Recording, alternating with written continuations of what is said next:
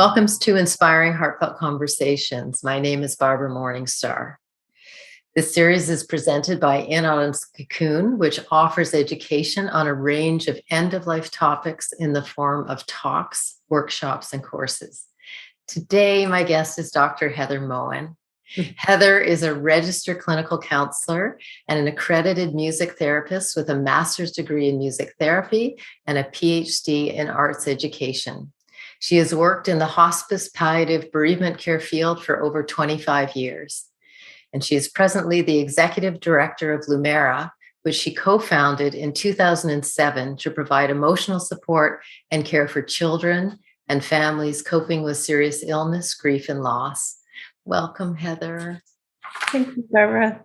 So happy to be here. Yeah, special because you're in British Columbia and we've known each other for years. We haven't necessarily worked directly as colleagues, but we've been in the same region, so we've kind of woven around each other. Mm-hmm. And I have such a great respect for the work that you do with children and teens and families. So that is the focus of our talk today is, children, teen, and family grief, which we're not hearing a lot about in the midst of everything going on. It's an important topic that needs attention to begin with. So I'm so grateful that you are coming on today to share your wisdom and your experience in this area. Absolutely. Thank you for having me. Okay. So now your background is in music therapy. So my first question to you is, what actually drew you to music therapy initially? Mm-hmm. Well, I guess I would begin by saying I know you so generously took the time to read my master's thesis and my PhD work, which was in music and expressive arts therapy. So I thank you for that. So you'll know a little bit from reading those stories in there that music was a big part of what shaped me as a child, what I was drawn to, what I was delighted by, what engaged me in the world.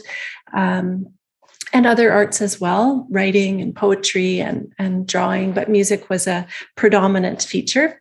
And so there was that piece that, of course, drew me to music therapy. And the other piece as a young person is that I was very interested in understanding difference, understanding people who were different, who had different life experiences, who had different challenges.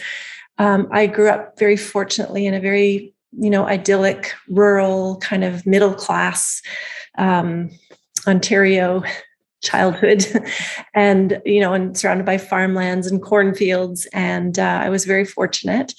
And so I was always interested in understanding people who had different experiences. And I read lots of stories, and those really inspired me. And so when I first learned that there was a way that I could use music to help people who had challenges, I was so excited to learn that there was actually a profession. And when I started my first music therapy degree, it was still very there's only 2 places in all of Canada where you could get a degree in music therapy.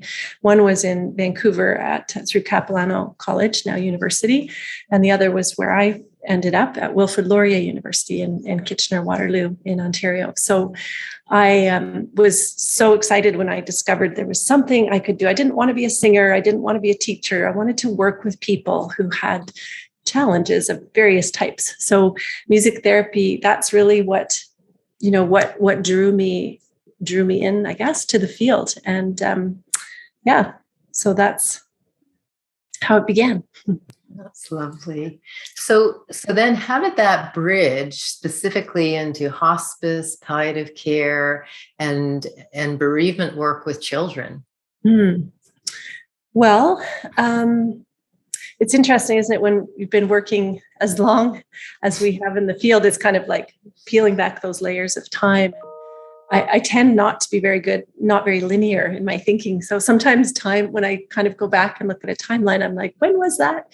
So I started not long after my music therapy degree. One of the requirements is a 1,000-hour internship, which is about 6 months of full-time work under the supervision of an accredited music therapist. And I had never been to the West Coast. I'd never seen the mountains.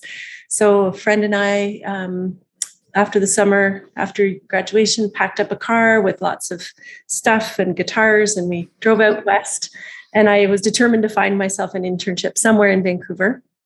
And so I ended up working in some community-based settings as well as a hospital. And I just found myself really drawn to wanting to do more work with children and also with people at end of life. And so I'd had some very powerful experiences with individuals who were dying. And I hadn't had that experience at that point in my personal life, but I was still fairly young, but I felt very drawn to that work. There was something about it that just made time stop, and sort of it was presence, right? It was that sort of that experience of what it's like to be so in the moment with people that you just felt enriched after you left their room. So that was the area that I really wanted to kind of develop my work as a music therapist in. And I had the opportunity to start the first music therapy program as a pilot project at Connect Place, which is, as you know, because you've worked there also, is a hospice for children in Vancouver, a freestanding hospice. And they had fairly recently opened. And so I sort of approached them. As a music therapist, there's not a lot of ready-made jobs. You essentially have to kind of be a little bit creative. So I approached them and I said, here's a proposal. I even brought my own funding, and they agreed to kind of match it and took me on so we did this year-long pilot project. And so I loved that work. Was fascinating to me. Very enriching, very hard, very, very challenging emotionally. And about a year after I'd worked there, an opportunity came at Lionsgate Hospital in their palliative care program to enter into more of a steady, you might call it, position, like a position that had funding and that I didn't have to write grants for.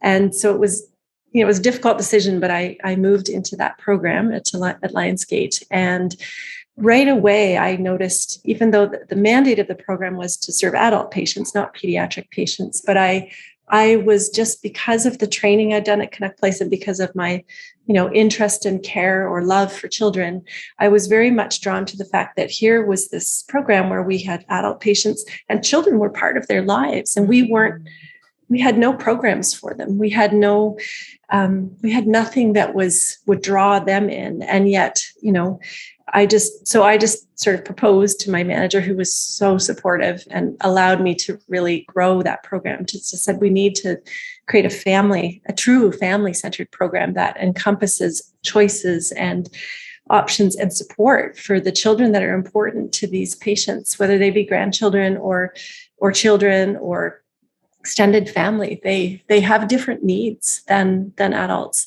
So I guess because I had that background coming from Connect Place and I had that expressive arts music kind of lens, that's kind of what allowed me to kind of build that family-centered program within this adult palliative care program. So sorry, that was a bit long. Did I get? No, it's beautiful. Just beautiful. I do have a question. I volunteered at Connect Place in the first year it opened, when I was full-time on staff at a adult hospice, and it was an amazing experience. Mm-hmm. So were your programs for bereavement with children at Connect Place, or were they woven into leading up to the sensitive time of a child dying and their families, or a bit of both? Yeah, very much both. Yeah. Okay. So again, sometimes I was asked to work with siblings who had a sibling who was actively dying. Sometimes I was working with the child who was dying or the family surrounding them. Other times I was working in the bereavement program. So, and I don't know if you volunteered in that. It was very specialized. They did a specific kind of model of bereavement care for the children whose parents or siblings had died, and was based on a center out of Portland, Oregon, called the Duke Center. And so you may know of their work, I'm sure. And it's very much about meeting the child where they're at, not analyzing them, just being with them as they play and listening to their play as the part of their language of how they tell us what's going on. So So I was doing individual and group, and all of that definitely informed and inspired what I developed at Lionsgate in their family program. Lovely. Mm-hmm. So can you share with the audience, people have heard art therapy, but may not really fully understand what that embraces. Can you elaborate on that more for the audience? Sure. Yeah. So the simplest way that I describe it is that it's a process of using all the range of the expressive arts modalities. So that could be music, it could be art, it could be writing, it could be dance, drama, movement, improv. It could be all of that range of things. When those are intentionally used by a trained therapist to facilitate a process of therapy. So, and that of course can have different goals depending on what setting that you're working in. So specifically music therapy, obviously, the primary tool is music. I often use the term expressive arts therapy, or arts with an S therapy. And that's primarily because for me, as my work developed, I found that there were certain children who really gravitated towards visual art, and as opposed to music, and other children just needed to move and dance, and that was their modality of expression. So I just like to be able to move with kids, and so music, of course, is a very that's my is a wonderful tool, and also it can be intimidating for some people, even for children. Usually less so for children, but there's a lot of ideas in our society about how you have to be good at music or good at art to participate in it. And in other cultures, that's not the case. We understand that we're born with this capacity to express ourselves, and that can take many avenues, but I won't quote it exactly because it's not quite on the tip of my tongue, but there's an old African proverb that says something like, if you can walk, you can dance. If you can talk, you can sing. And that's kind of the essence of what music therapists try to bring to people, is that, you don't have to know anything about this tool to benefit from it. There are hundreds of ways that we can access the arts in therapeutic ways. And so the expressive arts therapy is that process is intentional and guided by someone who has a training in therapy. So that's probably the simplest definition. Okay, and before I go into sort of more detailed questions around working with the children, all the way through your thesis, and I hear this coming up more in end-of-life care, Dr. B.J. Miller speaks to the senses and aesthetics. So throughout your beautiful doctoral thesis, which I loved, by the way, it was deeply touching with children, you speak to aesthetics in the aesthetic realm and beauty with a capital B. Mm-hmm. So can you, before we go deeper into this with the children, can you share with me what those words reflect to you? Mm-hmm. Mm-hmm. Yeah, it was when you sent me the text about that you were kind of fascinated by this theme of beauty. And of course, I always tell people to read John O'Donoghue's book on beauty. And then you said, I've read it 5 times. I listened to it, and I was listening to it this morning again. I love that because there's so much in it. Yeah.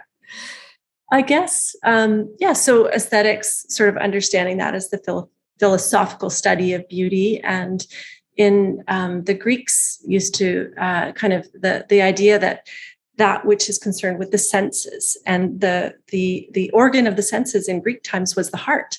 Mm-hmm. And so things that capture us, that draw us, that are out of the ordinary, that compel us to shift or compel us to dream or imagine, all of those things. This is kind of where beauty takes us, right? And I heard in some of the other interviews, I heard Janie Brown of Callanish also speaking about that, like those kind of moments where a window or a door opens and we get drawn in, and it opens a possibility. And so I think that's, to me, sort of this idea, I think in North American culture, we've sort of understood beauty as sort of, a luxury or something, sort of high level. And in my thesis, in the way that I write about it, it's kind of like beauty is a necessity. It's something that draws us into life. It's something that touches our soul, that engages our heart. And so why not strive for beauty? And it can be on many levels, right? It can be in sound, it can be in environment and visual, it can be just in a very quiet moment. It doesn't have to be big and loud, right? It can be very subtle, but it's something that just opens and draws us in. And I just feel so fortunate to have, that we have access to so many things that can invite that. So that, I guess that's how I speak about it as this kind of way of awakening the heart, and very influenced obviously by John O'Donoghue's ideas around beauty, and the idea of the significance of it, of the importance, and that we need to pay attention to it. And if you were reading his book this morning, there's a piece in there that I love where he says, in hard times, especially when we're suffering, when we're grieving, when we're facing death, beauty becomes an imperative, right? Because it can, and it might be just a fleeting moment, but it can shift something. It can take away that great burden that feels overwhelming. It does all of those things. And what an incredible tool. We should not minimize this opportunity as people who want to help others, who want to make the world a better place. We should always be paying attention to beauty. Yeah. And you so beautifully do that through the arts with the children and families. So let's move into then actually working with children. And my first question is, how important is belonging, a sense of belonging for children who are in grief? Well, I think it's one of the most important things. So it's very high on the scale, I guess I would say. I mean, I think when I speak about grief and when children have lost someone very significant in their lives, whether that person was a primary caregiver, a mom or a dad, or a guardian, or a grandparent, or a sibling, or a close friend, there is an immediate sense of being different, of being and often of being isolated in that difference, in that pain. And so what is the antidote? And I don't mean it in a simple sort of like A plus B equals C. Like if we put these things together, we're going to get the right outcome, because it's much more complex than that. But I mean it in the sense of what is the antidote to that isolation, and it is to create a sense of belonging, which often comes when children are in the company of other children who've had experienced loss, or other people. Sometimes they can have that in their family, but also, and I, probably articulate this more in certain parts of my thesis, but families can become also quite isolated within their own grief. And I talk about it like we can become islands within a family because everyone's trying to protect. That's a natural instinct. Parents are trying to protect their children from their pain. Children are trying to protect their parent from their own pain. So then what happens is you get more isolation, more separation. And so what the belonging piece does, whether that's found, whether we can help to nurture that in a family and reopen those lines of communication and connection, or whether that happens in a bigger peer, like a peer group of a grief support group. And I see it with adults, I see it with teenagers, I see it with children over and over and over again. Like there's so much evidence that says this becoming part of something bigger than your own pain is helpful. And somehow I'm not saying that it takes away the pain or that it changes the fact that you lost your most precious person, but it somehow diminishes that isolation and gives strength. So you work one-on-one with children and teens, but you also work with the children in groups too. Can you give an example of what an activity might look like with a group of children? I know that's such a broad question, but just with the group of children. Yeah. I think, and there's a story that I wrote. There's a kind of a way of doing research where you where you try to, again, use story and art and imagery to kind of depict these experiences that you have in your research process. And of course, one of the experiences I was trying to understand more was leading these children's groups, which I did for a very long time. Our first group we started in 1998 on the North Shore, and until the pandemic, that group continued to run. In that story, in the thesis, I talk about it as a circle of loving and creating, and what so there's lots of activities that happen within that, but the essence is this creating this place where children come in, and first of all, things are named. So you have the opportunity to name who died in your family, what happened if you wish to say that, how you feel today, what happened at school. Anything is open for conversations. But so it's about creating that space where children feel like it's okay to say all the hard stuff, and it's okay to also be silly and also have fun and also not be able to sit more than 5 minutes. Talking is hard. And so integrated into that circle, there's always a time where you kind of acknowledge, first of all, you welcome, you acknowledge. We always create a ritual around openings and closings, because I think rituals are part of what help contain space and make it intentional. But within that, there might be an opening song. There's a time when we would pass around the First Nations tradition as it's sharing a talking stick, where whoever has the stick gets to speak, and everyone has to do their best to listen. And we have, so there's a talking time, but then there's a time where we actually say, and now it's time to move, so that the kids then get they can engage in.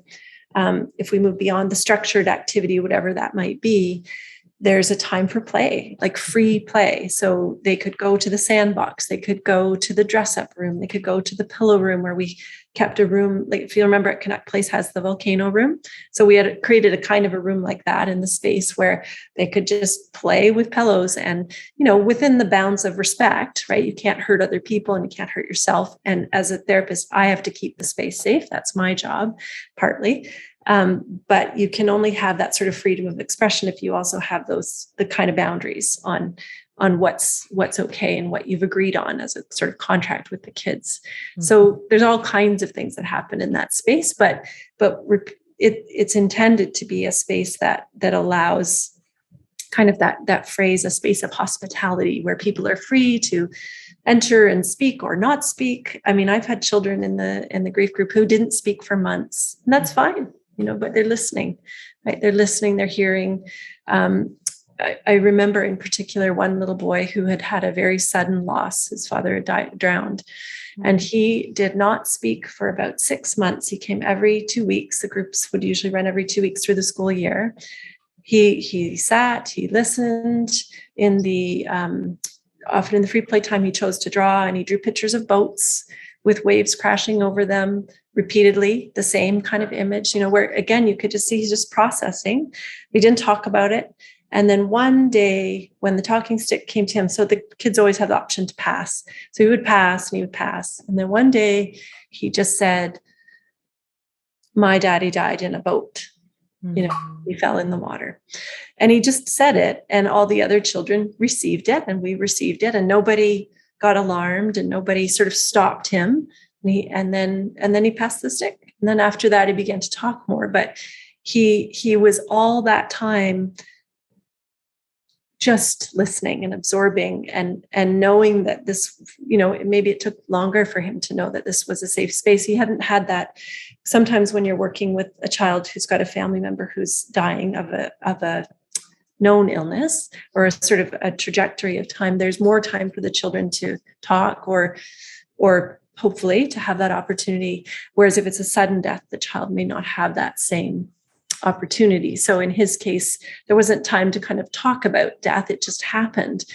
So the talking came a little bit later, but respecting his process and giving him the space to speak when he was ready to speak. I mean, so often, and I love that Janie talked about this in her interviews, it's like people come with their agendas, and it's true. I mean, we all do. It's just a human nature, I think, but with children, especially around pain, we have an agenda to fix it as and again, I think that's a natural inclination. And so we have to kind of do something that's sometimes feels a bit counterintuitive, which is it's not our job to fix the pain, and we actually can't fix it, but we can create a container that allows that pain to be expressed. And in that container, then you become that you join with the child and they do the work. It's their work to do. But you are creating the space, hopefully, that encourages that can happen. If your agenda is to get them to talk about it, which is often, kind of a big push, whether it's and that can come from a parent. It can also come from a school teacher or a system that wants a result. Then children feel that. Like you may recall some of the children in my interviews saying, sometimes adults kind of like wait, they kind of push, like they wait for you to say something and you just want to say like, back off. This is directly from a child. Back off. I don't feel like talking. Like I'm over here drawing. This is my expression. I don't need to tell you about that. I'm doing the work right over here. Mm-hmm. And so often the work we do to help kind of advocate for that children's voice is to say to a parent, so they're not, because often if they're not talking about their loss. And so I'll say, well, what are they doing?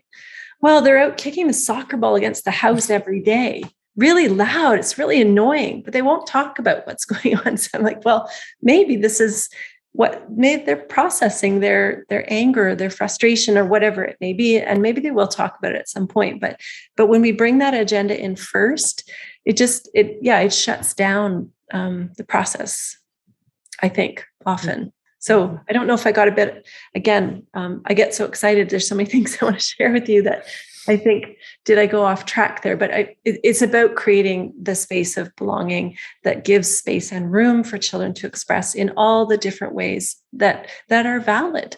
Mm-hmm.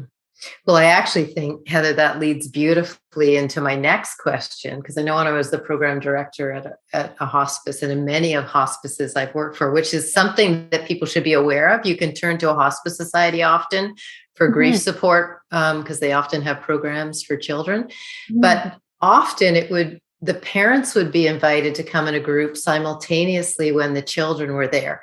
So how important do you think it is to include the parents who are the containers, or the significant adult in the child's life, to be invited into a group and work together on their own group and understanding how to hold that for the children? Well, I couldn't, it is vital. It's vital. And I think because we are not generally trained in family-centered thinking, schools don't do necessarily a really good job of, they focus on the student. They, and as the further along as a child gets in school, into high school, the family gets further and further apart. So early on, you may see more family-centered kinds of interventions or opportunities. But in this setting, especially, it is so vitally important, because as you say, the parent or the family is kind of the container there. Nothing is more important to a child than the daily context in which they live, and that is their family. They live in this daily, everything about their world is colored by that experience. And so when we were, I think that children are in this constant, significant, intimate relationship with the adults in their lives, particularly those that are in their home. And so we must pay attention to that. I always say, if you really want to help children, you need to include and understand that family context in which they live. So we can't always, families not always willing to come into therapy with the child, but like you in your program, we always, with the children's group, always had a parallel parents group. And we always opened with a family circle, and we always closed with a family circle. And then we went our separate ways, unless it was a special session where we would do the whole thing as a family. And those things, the children said they were important. The parents said they were important. It's why we run our camp programs. The Camp Carry program is family-centered, because I believe that is your best chance of strengthening that child's well-being, is to strengthen or give opportunity for the whole family to communicate together. And then you just think about the return on that, that child goes, and again, differentiating between like a children's grief camp and a family grief camp. Children have great, wonderful things happen at children's grief camps, but then that child returns. And if they return to a family system that's very broken and has never had any of its own support, how much does that camp experience, how can they hold that? Whereas if the whole family goes and learns some tools or gets this kind of shift in their experience, every day that child's experience of grief gets to be strengthened and supported in a different way. So it just to me makes sense. And yet there's very few agencies, Connect Place is an exception, that really makes that commitment to work with the family. Like adult programs will say they're family-centered and make some efforts, but they don't, if you're going to be family-centered, you must include the children. And that means you've got to have different kinds of, almost different environments, right? You have to have like children need to be able to move and play, and they're loud and they might not fit well in hospital settings. So all of these, I can't say enough about how important that is. And you were talking earlier about interviewing Dr. Kearney, and he was a keynote speaker at a conference, Palliative Care conference that I was at in Ireland many years ago. And there was a session there that a family therapist did that I've never forgotten. He asked, he was talking about working from a family-centered model, and he asked he asked various members of the audience to get up, and he said, so this is the child you're working with. Who's in the world of that child? And so he said, so someone got up and they played the mother, and someone else played the grandfather, and someone else played the taxi driver, and someone else played the teacher, and someone else played the siblings. And all of a sudden at the front of the room, you had this like network of people. So you had the child in the center, or the person who was pretending to be the child. And he said, when you're working with a child, this is the web. You can't, they're all connected to this child. They can strengthen your relationship with the child because they have strong bonds. So think about every child that you meet as being within this web of connections. It's your job to understand who they are, how they might work together to make that experience different for the child than if they're alone, or you're seeing them as an isolated individual. Does that make sense? Oh yeah, he's such a gracious man. That's a beautiful example of the impact on the child and how they're interwoven. Connect. When I was there, the youngest bedside I was at was a little 3-year-old. He was adorable, and I was playing with the 5-year-old sibling on the night of his. Well, he died within 48 hours. But one minute I'm playing with her. The next minute, while I'm sitting at the bedside to give the mother a break, she comes in and hops on the bed and interact. And he can't speak, but it brings tears to my eyes because so often we think we need to protect the children. Yeah. And yet we used to have desks at home and knew how to do this. And they just showed me the beauty and wisdom of children. And if you hold a container and space of love for them and teach them about life and love through the experience, how, I get moved even going back to that moment, the profound love that was there and the grace of it all. And yet the child's playful, curious heart, right? It's a moment I'll never forget, right? So yeah. Okay. So moving into a little bit older area, because now we get into teens, and that's a whole different time in life. How do you have to adjust to work with teenagers then? Can I actually, before we move into the teen question, this is a bit of a preteen example, but okay, sure. Go ahead. About an 11-year-old. So teenagers is the definition of a teenager is for some up to 35 now. It depends on which education you're feeding. But anyway, there's sort of this definitive like preteen kind of 11, 12, and then teenagers. But I'm thinking about what you just said about how children or young people can lead a family to soften, to open, to express. And I think about this beautiful little preteen girl that I was working with and this was on the palliative care unit. So in a hospital, I did have an office that gave me some space for working with children. Like I had, lots of art things and music things and enough space to kind of work with the kids separately from the rest of the hospital kind of feel. And she had a very strong bond with her granny. And she would come in every day and she would visit and they would talk and she would snuggle up on the bed with her. And I remember her mom saying, she was starting to struggle at school. They were a very open family, but this little one was just really having a hard time. And so, I remember, so she asked if she could see me and I remember, we did some kind of different kinds of work with, we made collages of all the favorite things that she'd ever done with her granny. And she, decorated her granny's room with those things, the drawings she made. And it brings in this kind of vital light, right? This is the aesthetic. This is the beauty coming into this. Lionsgate had a beautiful palliative care unit, but it was still a hospital and it was still an institution. And so having these like artistic moments just kind of break through that institution for a moment. And this particular day that she came in, she was having a tough time. And some of that's mirrored in that it was a very difficult day for her granny. She was deteriorating. She was having a lot of pain. She was in a lot of discomfort.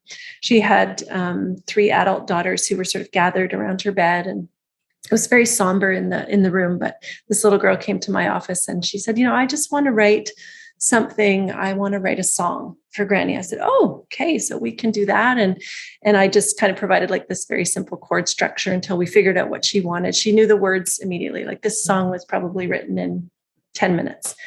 So then she said she was very proud of it. And so she said, can we go and sing it to her? And I said, well, let's check in and see what's going on. I didn't know.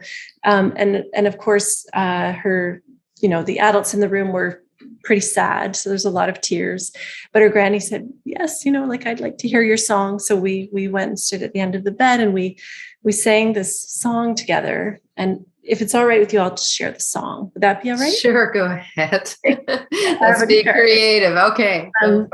And so as you hear it, just to sort of imagine this kind of somber scene of illness, and then this child, this young preteen child sort of standing there, just like offering this gift. And when we finished, her granny who had been lying down sort of sat up, opened her arms, and this little girl just ran into her arms and she just held her. And we all just kind of quietly exited the room.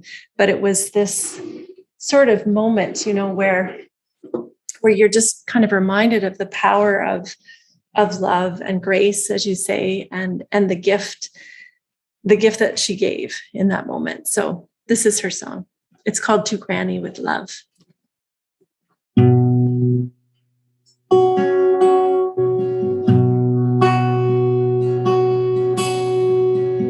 To Granny with love, for all that you've done for me, I will remember you and all the special things we've done.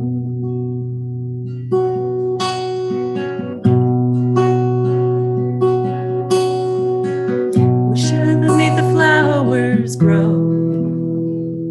We shared the beaches in Hawaii. We've been through so much together, all kinds of messes and weather. To Granny with love, I will always remember you. Oh, I will remember you and all the special things we've done. Yes, I will remember you and all the special things we've done. Wow, that's beautiful. Right from her heart. And yours too. That was lovely. Thank you. So is there anything else you want to say? That was a preteen. Is there anything else you want to say around teenagers? I mean, this is a short period of time. I know. And we're covering a lot. It can be a tumultuous time anyway in development. So yeah, I think two takeaways or two sort of important things. And one is, as important as family is, what becomes more and more prominent in a teen's life is peers. And so we do a little bit of individual work with teens, but most of I think our most effective work is when we're able to get teens into peer groups. So whether that be a grief support group, sort of regular kind of in the community, or probably more effective is the retreat format, where you can kind of take them away. And the kind of bonds that these kids are able to form and the trust they have with each other. We have some interviews on our Lumara website with teens who have stayed connected to our program for a long time. And they just speak about, sometimes we're just in the same room together. We don't even talk. We just understand each other. And again, it's that idea of adults needing to set their agenda a bit aside around timing, like when should a teen talk, or should a teen talk, or what other ways are they expressing their grief? But the importance of them being with peers who understand significant loss, I think is the biggest kind of takeaway. And that can be tricky because it's not always easy, especially in a small community or a very rural community, to find other teens who have had a similar type of loss. And so just looking for those kinds of opportunities for them to kind of connect. And a lot of our teens become what we call peer mentors eventually over time, when they are so wonderful at being able to connect with newly bereaved teens. I was just reading a letter actually from one of our longtime youth peer mentors who's just now she's applying to go to university, and she had to write a letter for a scholarship, and she asked if I would support the letter. And so I read it, and I was just like, so she's been involved with us since she was probably about 10 when her mom died, and she's now 17. And the impact of the retreats, the Camp Carey family retreats that have been part of her yearly, first as a family receiving care, and then as a peer mentor. She just speaks about, these are lifetime connections for her that she has with these other teens, and the value of that, how it changed her experience of loss with her mom. Didn't take it away, just created a place of belonging. She speaks about that in her letter to the university. It's just saying, this has been such an important part of my growing and my learning to listen, and my learning to be more compassionate and to help others who also have gone through a hard time. So the importance of finding peer support for your teens, and also giving them, being patient. It can take a long time before teens are really ready to process significant loss. So I don't know. Those are just two kind of immediate things that come to mind. And important. And so just bridging to that a little bit, I did a conversation with Tom Golden on men's grief. And in this very sensitive gender world we're in now, of male, female, masculine, feminine, I want to just say no one gender is expected to grieve a certain way. But, within that interview, it was quite powerful to see some of the things that were often missed in men's grief is not grieving, but they were actually expressing in a different way. So in your work, have you noticed, working with young boys or teenagers, young men, a difference? Of course, you're working with the arts, but have you noticed a difference in how you gently, beyond the individualization, the genders sort of maybe approach working or expressing their grief, processing? Yeah, I do. There, as you saw noted in my thesis, the participants were young girls, not intentionally. Just as I started thinking about the kids who'd been participants and that met the criteria, those were the ones that said yes and were able to, agree to be in the study. Yeah, I think it's around if they're drawn, I think if someone is drawn to using expressive arts therapy, the gender, I don't know that I work any differently. I think for some parents, it's validating that sports or movement, physical activity is a legitimate outlet for grief. And that can be something that is more drawn, that males are more drawn to. Not always, but if, like, I think about at camp, and we have just as many boys as girls that come to camp, and I do often see that particularly boys who've lost fathers, they're very drawn to the male volunteers, and there's a real kind of rough and tumble energy. These are, not necessarily the teenagers, I would say slightly younger boys, but they want that kind of wrestle and activity and engagement. And it's, but I think when it all comes down to sitting together in a talking circle, it's not about gender. It's just about that shared experience. And I think we're seeing as many male children as female children attend those retreat programs. And in the beginning, when we started Camp Carey 15 years ago, that first Camp Carey program, definitely more women bringing their children, but that began to shift about 5 years, and we started seeing a lot more fathers come with their children. And so I don't know if I really can sort of, I don't really feel like there's a difference. It's more about what is the modality that they choose and they select. And it may be that I don't see as many male children because they're less drawn to kind of needing this kind of modality that I offer. And they're may or may not be out on the sports field or doing something different. But yeah, I definitely feel like it's important in trying to meet the needs of many different types of children and families. In my volunteer team, I select a very diverse group of volunteers. So the youngest will be 16 and the oldest will be 78. And they will be of all backgrounds. Hopefully we have a couple people who can speak different languages. We definitely have people representing gender fluid, lesbian, gay, straight, we try to have a broad representation in the volunteer team because different people need to connect with different people. And you just see it. You just see how different people are drawn to a certain type of energy. And the little ones, because we have even babies sometimes at camp. It's the volunteers who love to hold the babies and just want to be with the babies. And that's very different than the volunteer who wants to sit in the adult group and get deep into verbal processing. These are different skills. And so I don't know if I think about it in gender so much as about us having a capacity to hold a lot of different ways and honoring those different ways as all valid forms of expression. Well, and I think that's what's so beautiful about your program. The arts, as you said, the beauty with a big B transcends that and speaks to the heart. And you give this smorgasbord of options that being can be drawn to and play with and express. My friend died a number of years ago, and that was her thing that says, dance as though behind me, dance as though no one is watching. And so it reminded me that, when things are going on, just get up and dance, right? It's so freeing. But just the fact you have that invitation for everybody to explore to whatever their heart calls them to go into, right? No matter what the gender is. That's beautiful. Yeah.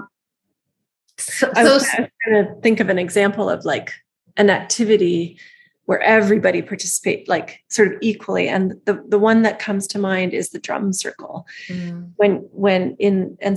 Obviously we ran a camp, we were able to run a camp last year, but it was smaller, but in the full-on camps, we're like 200 people. And again, from very young age to elders, the drum circle is one thing that can hold all of the energy, little ones, hesitant people, excited people.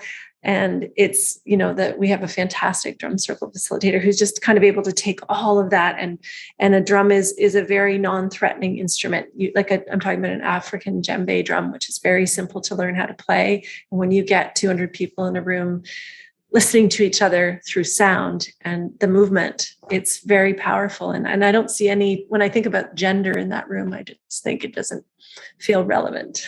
It dissolves. Maybe it that shows up a little as we age more and we go through our own process. The kids are doing it organically, so beautifully, right? Yeah. And should we all not continue to embrace that beautiful and sort of organic expression?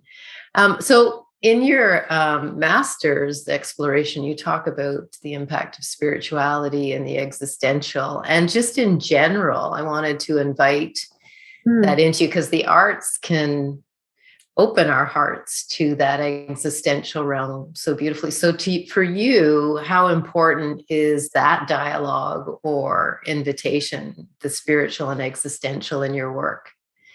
I think it's very important because I'm always thinking about the grief process or the illness process in a holistic way. So if we're thinking about, and certainly, very influenced by Indigenous perspectives on health and wholeness, and that includes not just the mind or the thoughts, not just the body. It also includes the spirit, some element of spiritual, however you define that, and includes also family or all your relations. So I think about wholeness. So in some ways, beauty is something that can lead us to wholeness, but we have to, it does touch and awaken the heart, the spirit, the soul.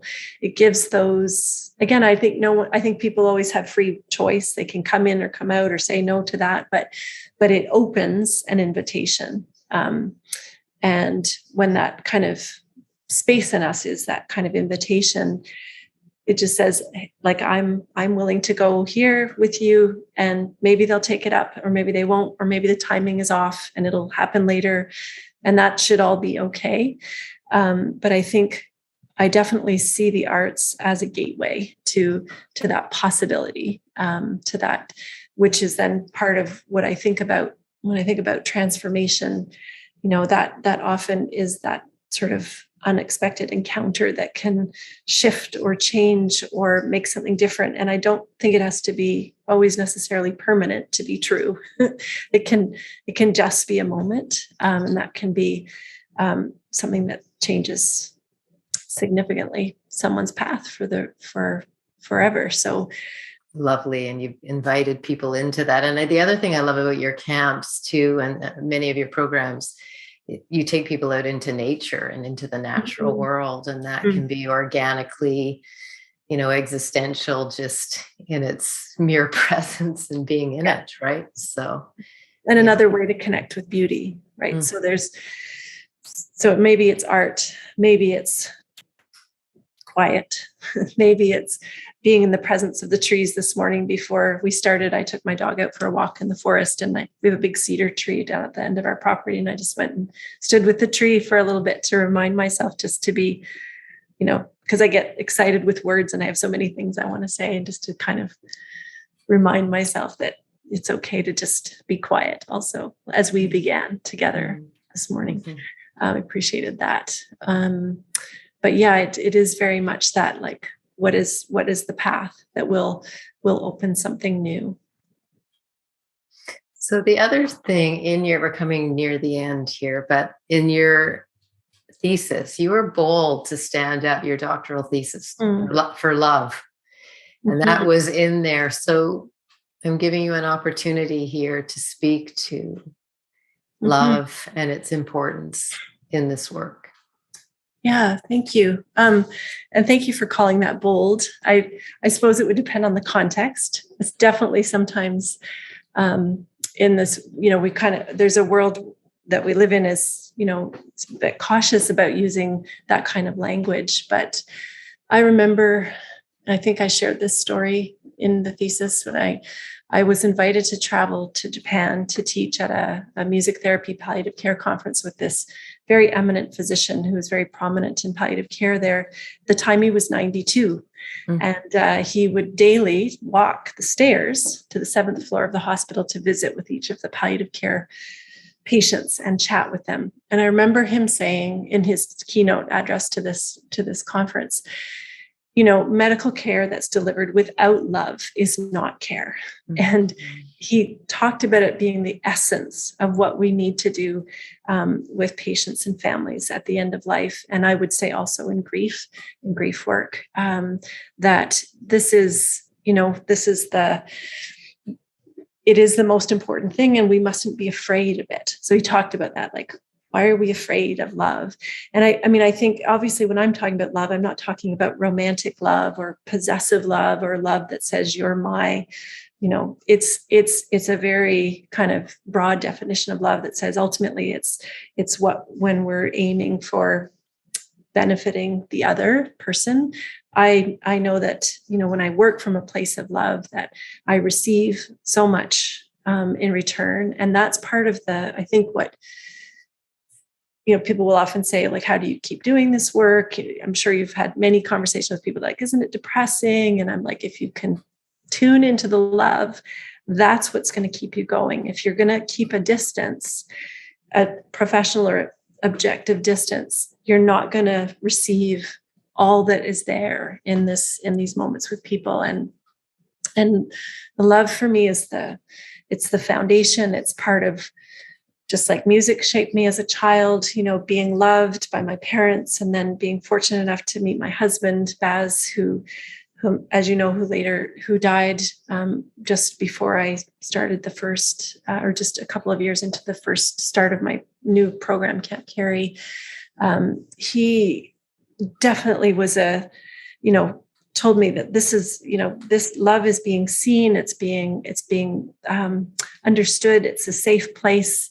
It's what the Irish call, they have a beautiful phrase in the Irish Celtic tradition called the Anam Cara, which, do you know this term? I'm reading Donahue's book right now on Anam Cara. So it's so beautiful.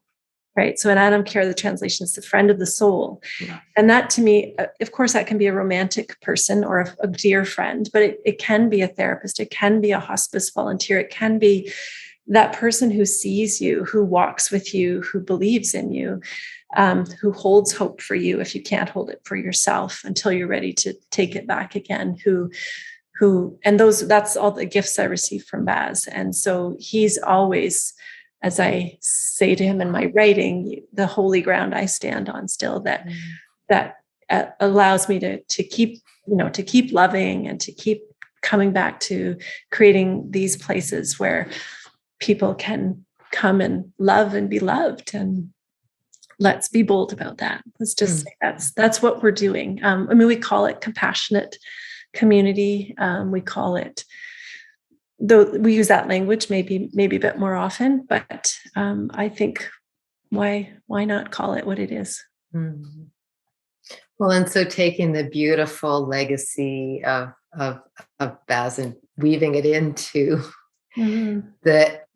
to Camp Carey and now Lumara, can you share with us a little bit about how that came to be and what programs you offer at this time? Mm-hmm. So sort of naturally extending out of my work at Lionsgate at the time. So this was, 2000, early 2000s, as the family bereavement program grew. And we were working with lots of young families who had parents who were dying. And again, I just saw, I'd started the child and family grief support groups and was doing the individual and family expressive arts therapy work. But I had this feeling that we could do more. And because I had, grown up in a rural, like in a farm, basically farming community. And, big part of my dad's influence was like, if you're feeling bad, go outside, like go outside, do something, move around, go to the trees. He would never have expressed it quite that way, but he was just always outside as an example to us to be in nature. And so I had grown up in the summers working at camps, and I really understood the value of camps for creating community and for moving people out of their daily. Sometimes we get into these routines, which are hard, it's hard to shift out of, but retreats or camps or environments that pull you out and take care of you. Like you don't have to do your laundry. This is like participants, you don't have to do your laundry. You don't have to make your meals. You come and we look after you. And that's so Camp Carey sort of began as an idea that we could create this environment for families who'd had loss, and we would nurture them in a camp setting. And then as we started very small with just the families from the North Shore program. And then we started to get more and more, requests from different people who call us up and say, I live in Prince George and I'm looking for something to do with my kids and with me, like as a family, and we've lost our, whomever, and we need to do something together. We had calls from like across the country eventually, and so gradually we began to see that, and this was all during the time when the early years of developing Camp Care was all during the time that Baz had his own battle with lung cancer. And he just kept encouraging me, like, this is because he had lost his dad when he was 8. Son, his dad had died, and it had been a horrible experience and very painful throughout his whole life, this kind of awful experience of losing his dad and being taken to an orphanage. And it really had long-term effects for him. And so he was super enthusiastic and supportive about developing Camp Care, even as he was fighting for his own life. But he saw that it was a way for healing. And for that, he's like, you have to make it bigger, keep it within the hospital. So eventually it was evident that it was kind of stretching a bit beyond the North Shore mandate. And so we were able to kind of take it out of the hospital, and the Hospital Foundation very generously supported us in that process. And so they had been the ones responsible for the fundraising and for that program. And they said, here you go, with permission of the donors, here's your seed money.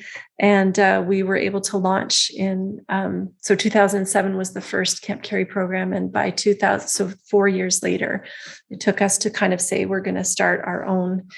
We're going to look at what it means to be a registered charity. And that was where Josh, by that time, years have passed now. And now after Baz had died, I had another fortunate experience of meeting an amazing man who joined me in the work and sort of said, hey, like, he knew a little bit more about nonprofits than I did. So he said, these are the steps. And so created the Camp Care Society.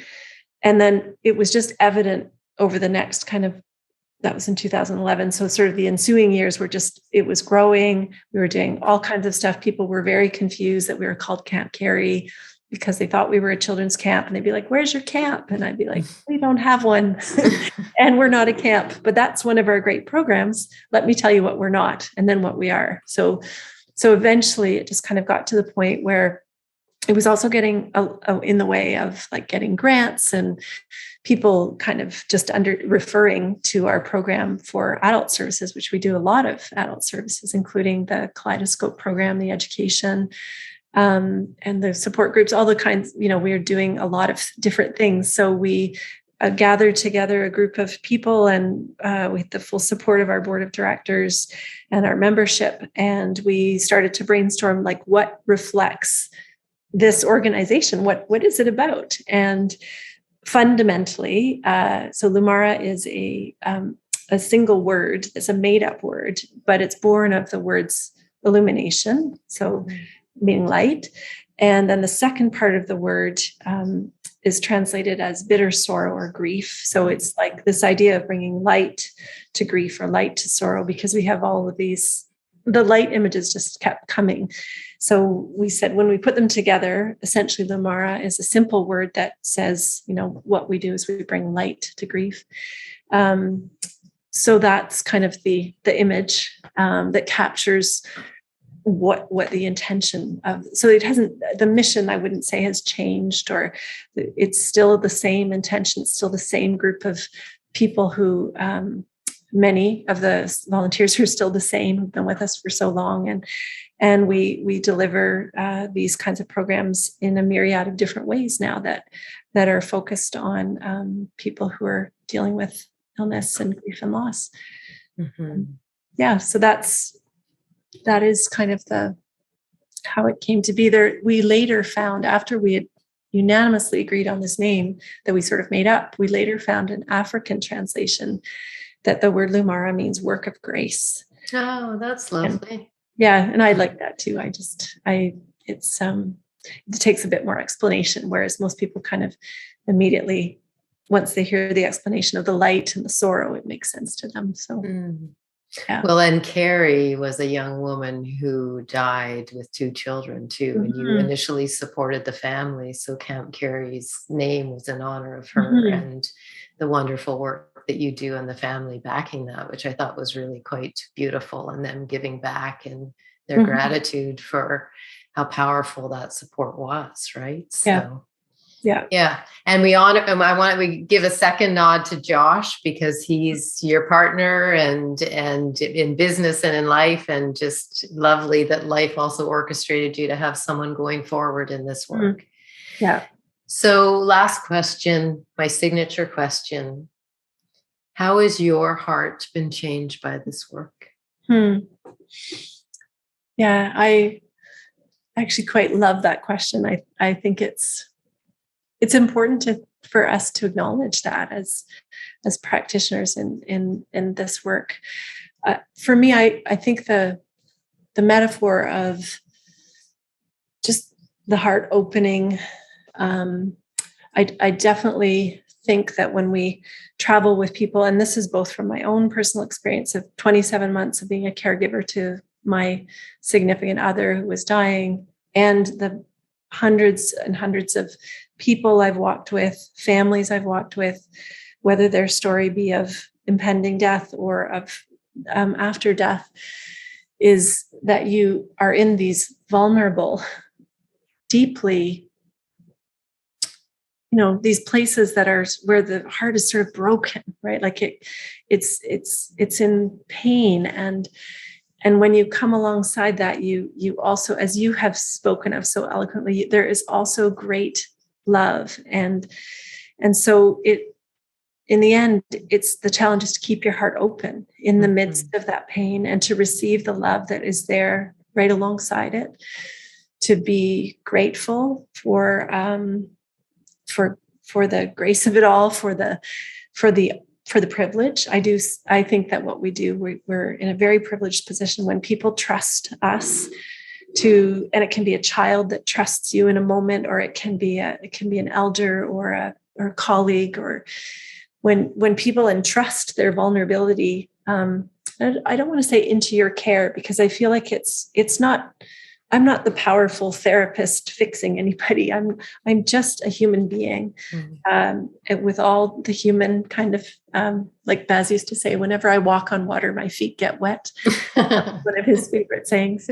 Whenever people would sort of say, and he had his own healing practice that he worked in addictions, and he was amazing at it. But he, so he would get accolades, and I say the same. Like, I just a human being. I've had some of these same experiences, and so I think we're changed. We are fundamentally changed, and we have to acknowledge that. On good days, you just feel grateful and enriched and blessed and more alive because of this journey next to death. And on harder days, maybe you just feel tired and overwhelmed and very, full of that sorrow. And so for me, that always, trying to recognize not to carry it. If it feels heavy, it means I haven't shared it enough with my peers or my colleagues or my support group, my community. I'm trying to carry too much by myself if I feel so heavy. So it's that continual giving it back, letting it go, but at the same time, fully acknowledging that I'm changed by it. And I feel very, very fortunate to do work that I love. And, one of my favorite lines, that Rumi is one of my favorite poets, and he says, like, let the beauty you love be what you do. And that to me, just kind of like how fortunate that get to do this every day. Well, I am so grateful that you've come on today. It's a short amount of time to try to bring the wealth of experience and the beauty of all that you do. But more than anything, I'm glad that we've had a chance to highlight the little ones, because often they get missed, and they're sensitive little beings picking up on way more than we give them credit for sometimes. So I just love how you honor their wisdom and their lead, and the depth to which they love and feel the loss of somebody close to them in your program. So again, Lumara, Lumara, society.org. We'll put that in the bottom in the YouTube so people can look it up, because during the pandemic too, you haven't always been able to gather, but you've got some lovely online programs too. And I sat in on the Kaleidoscope conference, the Canadian conference, and I was moved a few times with these little ones who were with the parents, and in the sort of interactive workshops, it was all they could do to contain themselves. They were right in the screen wanting to share both their sad and challenging feelings and their joys. And that just was so moving to see how safe a place you'd created for them and their families to explore that. So I honor the work that you do, Heather. I have great respect, and I wish you all the best in continuing this. And you've touched our community deeply by your heartfelt work. So thank you for coming on today. I really appreciate it. Thanks, Barb. I really appreciate the time. Okay. You take care.